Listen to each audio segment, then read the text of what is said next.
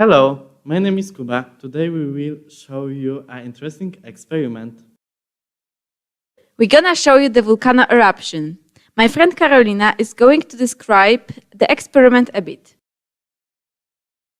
Okay, let's start with what we need. We need something which looks like a volcano. It can be made from sand or like ours from carton. Next, we need red point to make our eruption more real, and the most important two things, vinegar and baking soda. Now put the water with the red paint into volcano. Baking soda and mix it.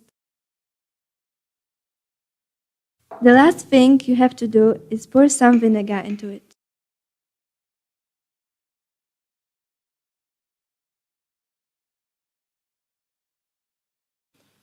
Now you can see the real volcano eruption. It's very easy to do, but very interesting.